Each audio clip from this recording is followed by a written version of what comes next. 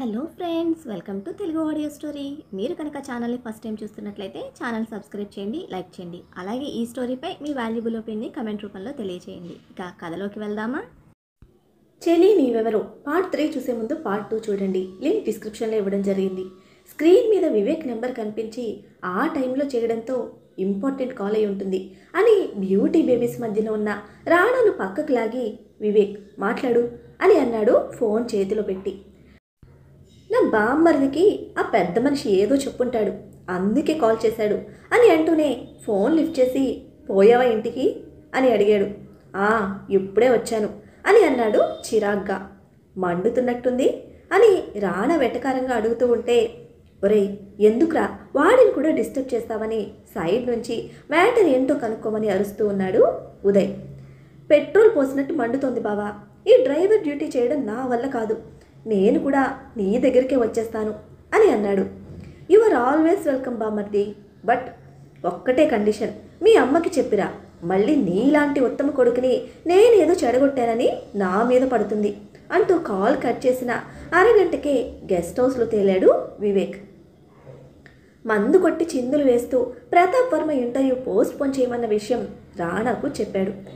ఏంట్రా నువ్వనేది, ఇంటర్వ్యూ మండేకి పోస్ట్ పోన్ చేయమన్నాడా అని ఇరిటేట్ అవుతూ ఉంటే, రాంగ్ టైంలో లీక్ చేసి తగలెట్టేశాడని వివేక్ని తిట్టుకుంటూనే అక్కడి నుండి ఎస్కేప్ అవడానికి ట్రై చేస్తూ ఉంటే, ఒరేయ్ ఆగు అని అడ్డుపడి ఆపిన రాణా, ఇందాక నా బాబు నీకు ఫోన్ చేసింది ఈ మ్యాటర్ గురించే కదా అని మత్తులో అడిగాడు. అంటే సాటర్డే మంచిది కాదంట, నీకు తెలుసు కదా అంకుల్కి కొంచెం సెంటిమెంట్స్ ఉంటాయని అని మేనేజ్ చేయాలని చూశాడు ఉదయ్.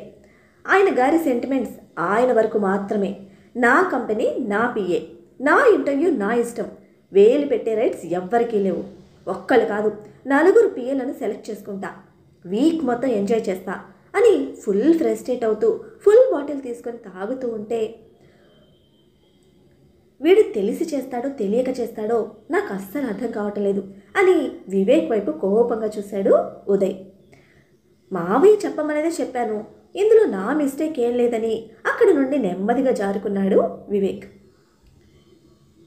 ఎవ్వరిని నమ్మకూడదు, డబ్బుంటే చాలు, డబ్బుకు లోకం దాసోహం, అమ్మ తప్ప అన్ని బంధాలు అవసరానికే, ఎవ్వరూ కరెక్ట్ కాదని ఫుల్గా తలకెక్కిన మత్తులో పిచ్చి పిచ్చిగా వాగుతున్న రాణాను పట్టుకొని అతి కష్టం మీద లోపలికి తీసుకువెళ్ళాడు ఉదయ్. సాటర్డే టైం కన్నా ఒక 20 మినిట్స్ ముందే ఆటోలో లొకేషన్కి వచ్చింది చైత్ర. కింద మెయిన్ సెక్యూరిటీ దగ్గర ఇంటర్వ్యూ జరిగేది ఏ ఫ్లోరో కనుక్కొని స్ట్రైట్గా ఆవి కన్స్ట్రక్షన్స్ ఉన్న 14th ఫ్లోర్కి చేరుకుంది. ఇంకా 10 మినిట్స్ టైం ఉండడంతో ఇంటర్వ్యూకి వచ్చిన మిగతా వారిని అబ్జర్వ్ చేస్తూ రిలాక్స్గా తనకంటూ ఒక ప్లేస్ సెట్ చేసుకొని కూర్చుంది. ఇంకా ఇంటర్వ్యూకి క్యాండిడేట్స్ వస్తూనే ఉన్నారు. అక్కడ చైత్ర మాత్రమే చుడిదార్లో ఉంది. మిగతా గర్ల్స్ అంతా minis, tops, jeans, skirts, different స్టైల్స్తో చాలా పాష్గా ఉన్నారు. వీళ్ళు ఇంటర్వ్యూకి వచ్చారా లేక ఏదైనా మోడలింగ్ షూట్కి వచ్చారా అని ఫింగర్ నెయిల్స్ తినేస్తూ తన టెన్షన్ కంట్రోల్ చేసుకోవడానికి ట్రై చేస్తూ ఉంది చైత్ర. తన ఛాంబర్ మానిటర్ స్క్రీన్ మీద గర్ల్స్ అందరినీ ఒక రౌండ్ చూసిన రాణా కళ్ళు అప్పుడే వచ్చి కూర్చున్న అమ్మాయి వైపు చూస్తూ కార్నర్లో ఆగిపోయాయి. జూమ్ చేసి చూస్తూ ఉంటే, నీకు సెట్ అవుతుందా అని అడిగాడు స్క్రీన్ మీద కనిపిస్తూ ఉన్న హాఫ్ శారీ బ్యూటీని చూస్తూ ఉదయ్. ఆ అమ్మాయికి నెక్స్ట్ చైర్లోనే చైత్ర ఉంది. రేపు సండేకి పర్ఫెక్ట్, సెట్ చేస్తావా అన్నాడు స్క్రీన్ మీద ఆ పిల్ల బాడీ స్ట్రక్చర్ మెజర్ చేస్తూ. అంత ట్రెడిషనల్గా ఉన్న పిల్లని అలా ఎలా అడుగుతున్నావని సీరియస్ అయ్యాడు ఉదయ్. స్టార్ట్ చేయి, ఎంత ట్రెడిషనల్లో నీకే తెలుస్తుంది అని ఒక యారగెంట్ లుక్తో తన చైర్లో కూర్చుంటే, వీడు ఇలా ఎలా జడ్జ్ చేస్తాడు అని అనుకుంటూ పక్కనే ఉన్న తన ఛాంబర్కి వెళ్ళాడు ఉదయ్. ఇంటర్వ్యూ కండక్ట్ చేసేది ఉదయే కావడంతో ప్రాపర్గా వర్క్ చేసే అమ్మాయిని పర్మనెంట్గా సెట్ చేయాలని స్ట్రాంగ్ డెసిషన్ తీసుకున్నాడు ఉదయ్. ప్రతాప్ వర్మ గారు కూడా ఈసారి పర్సనల్ సెక్రటరీ సెలక్షన్లో చాలా సీరియస్గా ఉన్నారు. మనీ మైండెడ్, ఫిజికల్ అట్రాక్షన్కి డైవర్ట్ అయ్యే ఆడవాళ్ళని కాకుండా వర్క్ విషయంలో సిన్సియర్గా ఉండే వాళ్ళని సెలెక్ట్ చేయాలి అనుకుని తన క్యాబిన్లోకి వస్తూ ఒక్కొక్కరిని పంపమని చెప్పి లోపలికి వెళ్ళారు ఆయన. ఓకే అని చెప్పిన ఉదయ్ ఒక్కొక్కరిగా అందరినీ ఇంటర్వ్యూ చేస్తూ వాళ్ళ డీటెయిల్స్ అండ్ రెజ్యూమ్స్ రాణాకు సెండ్ చేస్తూ ఉన్నాడు. కానీ రాణా మాత్రం అవేవి చూడకుండా తన వర్క్ చేసుకుంటూనే మానిటర్ మీద కనిపిస్తున్న ఇంటర్వ్యూ క్యాండిడేట్స్ బిహేవియర్ స్టడీ చేస్తూ ఉన్నాడు. ఇక్కడ ఉదయ్ తన లిస్ట్ ప్రిపేర్ చేసుకుంటూ ఉన్నాడు. ఇంకా ముగ్గురు మాత్రమే మిగలగా అప్పుడు లోపలికి వచ్చింది చైత్ర. అంతకు ముందే ఏదో కాల్ రావడంతో నేను ఇప్పుడు మీకు స్కాన్ చేసి కాపీ పంపిస్తాను, అప్రూవల్ తీసుకొని వెంటనే సెండ్ చేయండి అని అవతల పార్టీకి చెప్తూ పేపర్స్ కోసం పర్సనల్ రూమ్లోకి వెళ్ళాడు రాణా. గుడ్ మార్నింగ్ సార్ అని విష్ చేసి చిన్న స్మైల్తో దిస్ ఇస్ చైత్ర అంటూ తన ప్రొఫైల్ ఉదయ్కి అందించింది. ఫైల్ తీసుకుంటూ ప్లీజ్ టేక్ యువర్ సీట్ అని చైర్ వైపు చూపించి ఫైల్ ఓపెన్ చేస్తూ ఉంటే తనకు ఆఫర్ చేసిన సీట్లో కూర్చుంది చైత్ర. చెక్ చేసిన ఫైల్ క్లోజ్ చేస్తూ మీకు 1.5 year ఎక్స్పీరియన్స్ ఉంది, అది మాకు ప్లస్ పాయింట్, బట్ అక్కడ జాబ్ ఎందుకు మానేశారు, రీజన్ చెప్పగలరా అని చాలా పొలైట్గా అడిగాడు Uday. Yes sir, salary hike అడిగాను, వాళ్ళు నో చెప్పారు, నాకు సెట్ అవ్వక రిజైన్ చేశానని స్టిఫ్గా కూర్చొని సూటిగా ఇచ్చిన చైత్ర ఆన్సర్ ట్రూ అనిపించింది ఉదయ్కి. ఈ కంపెనీ కూడా మీకు అదే శాలరీ ఆఫర్ చేస్తే అని అడగడంతో చిన్న స్మైల్తో నేను డ్రాప్ అవుతాను సార్ అంది ఎటువంటి మొహమాటం లేకుండా. ఒక స్ట్రేంజ్ లుక్ ఇచ్చిన ఉదయ్ మీకు ఈ కంపెనీ బ్యాక్గ్రౌండ్ గురించి తెలుసా అంటూ క్వశ్చన్ చేయడంతో ఎస్ సార్, నేను రిజిస్టర్ చేసుకోగానే ఈ కంపెనీ గురించి స్టడీ చేశాను. ఇది రణబీర్ వర్మ గారి కంపెనీ, దీని parent company ఆర్ఆర్వి group of industries. ఆర్ఆర్వి industries Pratap Varma గారి ఫాదర్ స్టార్ట్ చేశారు అని తను స్టడీ చేసిన కంపెనీ హిస్టరీ బేస్తో అన్ని డీటెయిల్స్ చెప్తూ ఉంటే చాలా ఇంప్రెస్ అయ్యాడు ఉదయ్. నువ్వు వర్క్ చేసేది ఈ కంపెనీ చైర్మన్ సార్తో, అందుకోసం నువ్వు కంపెనీ హిస్టరీ మొత్తం ఎందుకు స్టడీ చేశావని స్ట్రైట్ అండ్ సీరియస్గా అడిగాడు. ఎస్ సార్, మీరు అన్నట్టు నేను చైర్మన్ సార్తోనే వర్క్ చేస్తాను, బట్ ఆయన పర్సనల్ సెక్రటరీగా కంపెనీ పిల్లర్స్ గురించి బేసిక్ ఇన్ఫర్మేషన్ తెలుసుకోవాలి అని అనుకున్నాను. అందుకే మ్యాగజైన్స్, న్యూస్ పేపర్స్ కలెక్ట్ చేసి వాటి నుండి ఇన్ఫర్మేషన్ తెలుసుకున్నాను. వన్స్ నేను ఈ జాబ్కి సెలెక్ట్ అయితే I will give my best అని కాన్ఫిడెంట్గా చెప్పింది చైత్ర. పర్ఫెక్ట్, వర్క్ మైండెడ్ అని ఫిక్స్ అయిన ఉదయ్ మండే ఇన్ఫామ్ చేస్తాం, సెలెక్ట్ అయితే ఆ రోజే జాయినింగ్ ఉంటుంది అని ఆల్ ద బెస్ట్ చెప్పి విష్ చేశాడు. షేక్ హ్యాండ్ ఇస్తూ మండే ఏ టైంలో చెప్తారు సార్ అని చిన్న గొంతులో అడిగితే వై అని అడిగాడు ఉదయ్. నథింగ్ సార్, నాకు టైం మేనేజ్మెంట్ చాలా ఇంపార్టెంట్, కంపెనీ నుంచి నా హౌస్ 45 minutes డిస్టెన్స్లో ఉంది, మళ్ళీ మీరు అప్పటికప్పుడు చెప్తే నేను మేనేజ్ చేసుకోవాలి కదా సార్, అందుకే అడుగుతున్నాను అని క్లారిఫికేషన్ ఇచ్చి సారీ సార్ అని అంది. మేనేజ్మెంట్ని అలా అడిగినందుకు ఇట్స్ ఓకే మిస్ చైత్ర, మీరు సెలెక్ట్ అయినట్లయితే సండే ఈవినింగ్కి మీకు మొబైల్కి నోటిఫికేషన్ వస్తుంది, దానిలో ఉన్న నెంబర్కి కాల్ చేయండి, ఇన్ఫర్మేషన్ ఇస్తారు అని జెంటిల్గా ఆన్సర్ చేశాడు ఉదయ్. థ్యాంక్ యూ సార్ అని తన ఫైల్ తీసుకొని బయటకు వెళ్తున్న చైత్రను చూస్తూ ఇద్దరు ముగ్గురు తప్ప మిగతా అందరూ వేస్ట్ బ్యాచ్, ఇలాంటి వాళ్ళంతా ఎందుకు ఇంటర్వ్యూస్కి వచ్చి మా ప్రాణాలు తీస్తారు అని లాంగ్ బ్రేక్ తీసుకొని నెక్స్ట్ క్యాండిడేట్ని పంపించమని ప్యూన్కి ఇన్ఫామ్ చేశాడు ఉదయ్. రాణా తన వర్క్ కంప్లీట్ చేసుకొని మానిటర్ చూసేసరికి లాస్ట్ క్యాండిడేట్ ఇంటర్వ్యూలో ఉండడంతో తనకి కావాల్సిన నేమ్స్ చెక్ చేసి ఉదయ్కి మెసేజ్ చేశాడు. కానీ అందులో చైత్ర పేరు లేదు. చైత్రతో పాటు ఆ నెక్స్ట్ ఇద్దరిని కూడా రాణా అబ్జర్వ్ చేయలేదు. సో వాళ్ళ గురించి రాణాకు తెలియదు.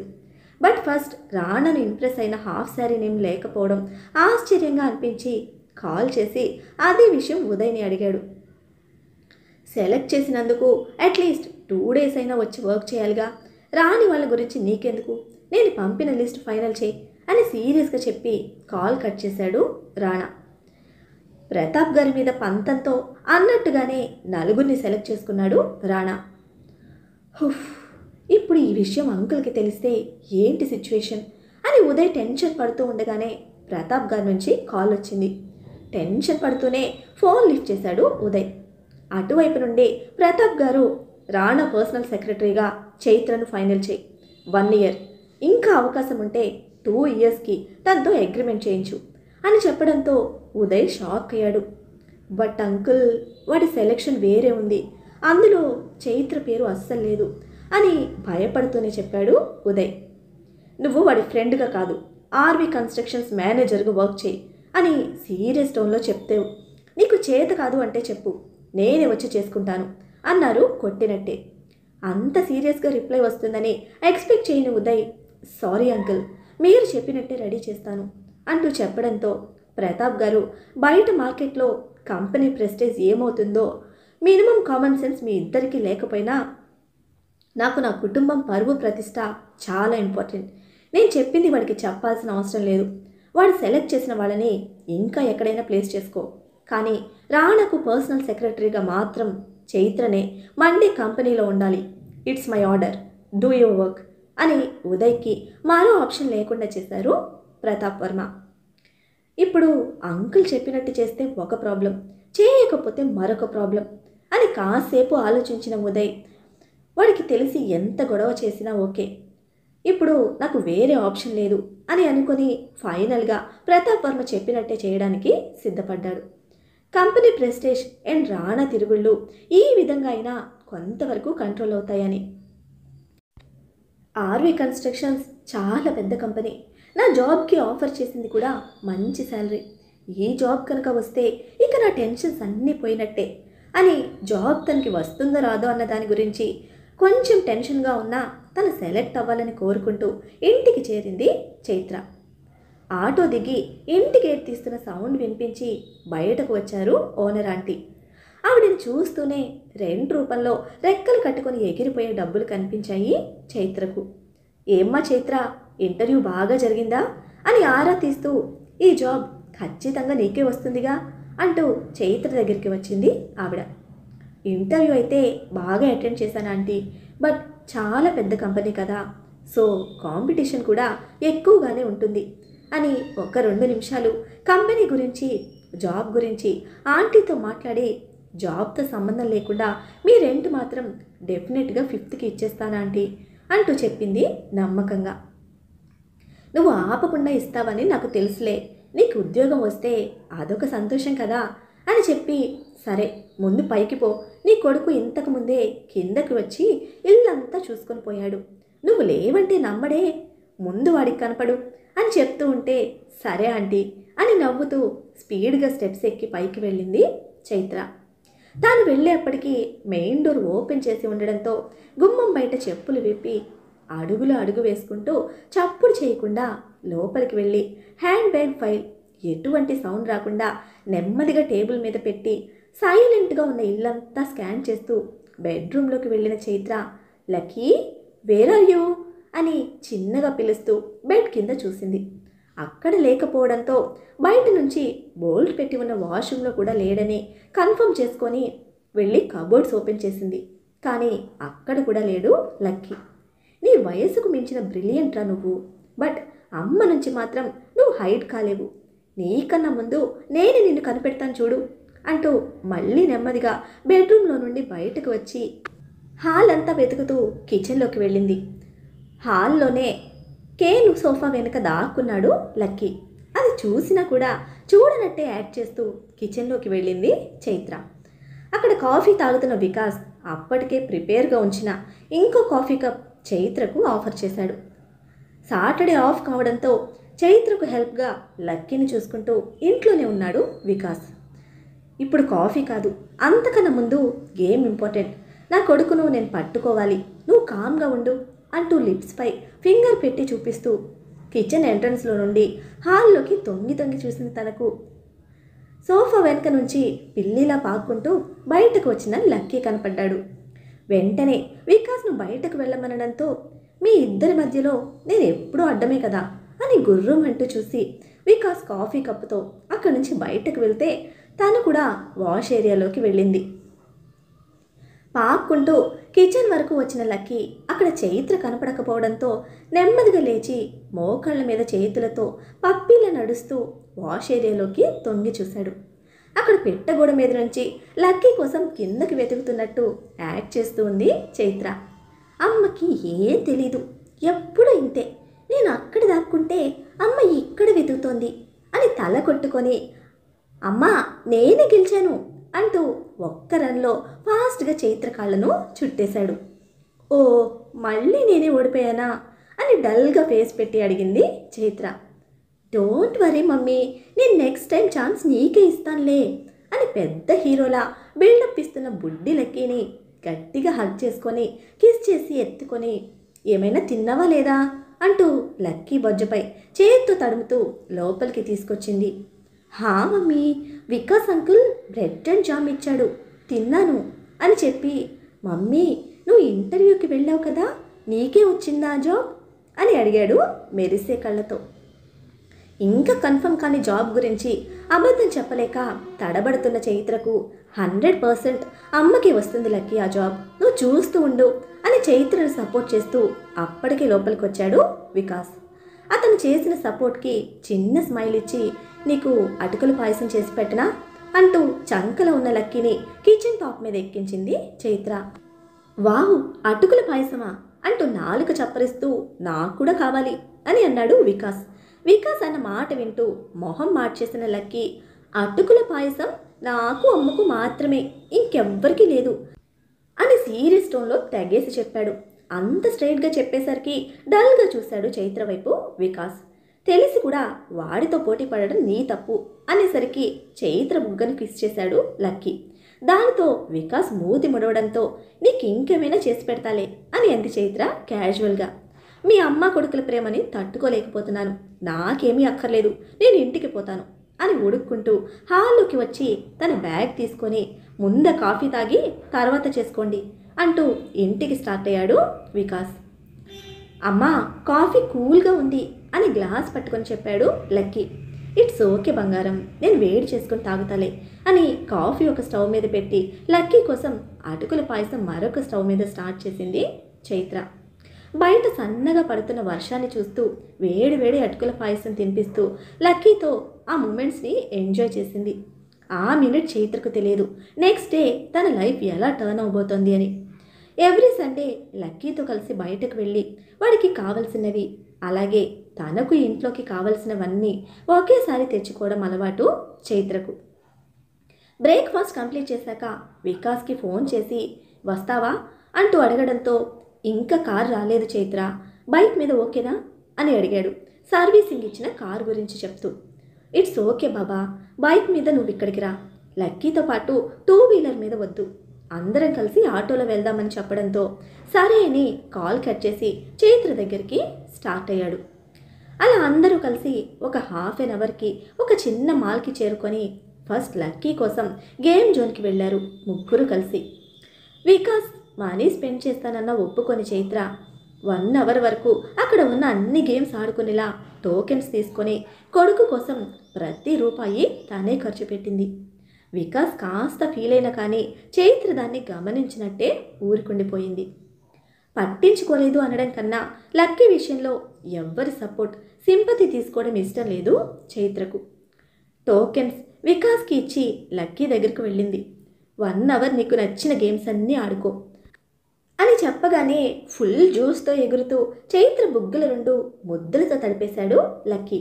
నేను గార్మెంట్ సెక్షన్కి వెళ్ళొస్తాను, వికాస్ అంకుల్ నీతోనే ఉంటాడు, కేర్ఫుల్, బయటకు రాకూడదు అని 1కి 2 సార్లు చెప్తూ ఉంటే, అమ్మా యూ డోంట్ వరీ, నువ్వు నా కాస్ట్యూమ్ సంగతి చూడు, నేను గేమ్ సంగతి చూసుకుంటా, వికాస్ అంకుల్ గురించి కూడా నువ్వేమీ టెన్షన్ అవ్వకు, నేనున్నానుగా, నేను చూసుకుంటానులే అని అన్నాడు వాడు పెద్ద సూపర్ హీరోలా.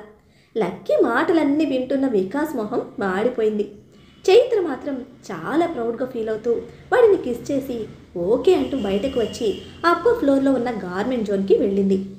సర్కిల్ హ్యాంగర్కి ఉన్న కిడ్స్ డ్రెస్సెస్ ఒక్కొక్కటిగా చూస్తున్న చైత్రకు ఎవరో డాష్ ఇవ్వడంతో రైట్ సైడ్ చెస్ట్ మీద చేయి పెట్టుకొని వెనక్కి తిరిగిని చూసిన చైత్రకు ఫోన్ చూసుకుంటూ పోతున్న 6 feet పైనే ఉన్న కటౌట్ తనకు డాష్ ఇచ్చిందని కన్ఫర్మ్ చేసుకుంటూ, హే టెలిఫోన్ టవర్లా ఉన్నావు, కళ్ళు పాకెట్లో పెట్టుకొని నడుస్తున్నావా అని గట్టిగా అరిచింది చైత్ర.